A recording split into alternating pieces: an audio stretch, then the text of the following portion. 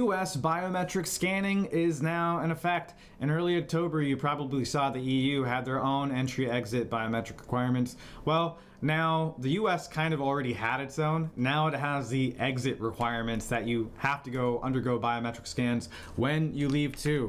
Let's check out this post from Biometric Update.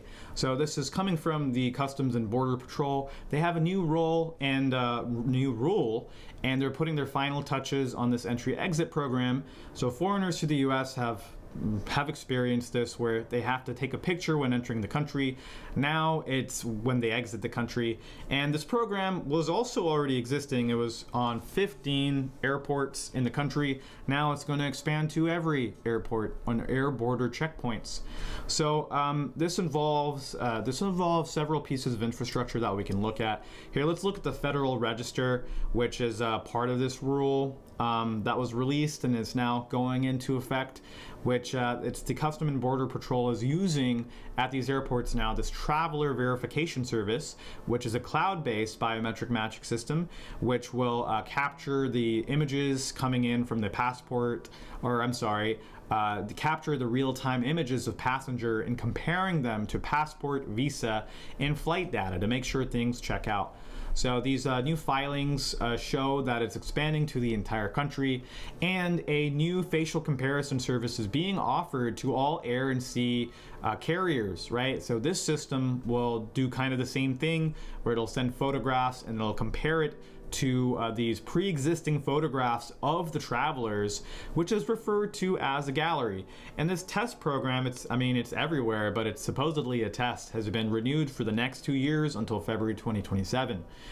And so the equipment cost for a program like this cost about $5,000 to $20,000 per departure gate. Now, I used a local AI to give me a quick estimate of how many departure gates there are in the country, with larger airports having anywhere from 150 to 200 gates, and with about 750 airports in the United States, you can estimate there's about a total 9,000 to 15,000 gates in the United States, not including sea travel. So these passenger terminals, right? It's like the jet bridge.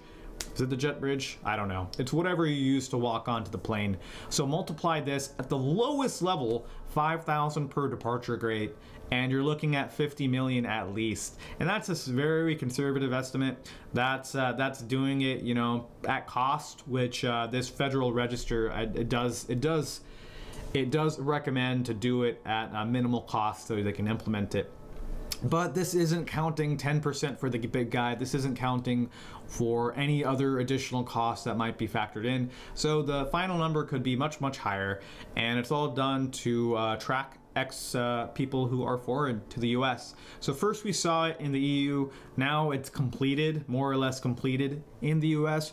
What can you do? Well, I do think land borders will become more popular. And if you haven't already, check out my report on digital ID, where I talk about some of these travel requirements and the guidelines you can use to minimize their impact on you. You can go to abovephone.com/digital ID to download this report. Guys, it was such a huge report that I stopped doing the TBOT show for 10 days. I'm sorry about that, but I got burnt out about learning about digital ID. That is it for this new biometric entry exit requirement.